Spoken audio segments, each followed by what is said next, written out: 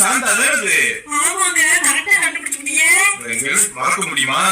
நம்ம காயத்ரி வீட்டு கல்யாணத்துக்கு போயிருந்தப்ப மண்டபத்துல ப்ளூ கலர் சேலை கட்டிக்கிட்டு அங்கே இங்கே ஓடி கண்ணுக்கு முன்னாடியே சிட்டா பறந்துகிட்டு இருந்துச்சு அந்த சாந்தா அது. ஆமாங்க. அப்ப இது யாருன்னு சொல்லுங்க. அது குரங்கு மாதிரி. ஏமா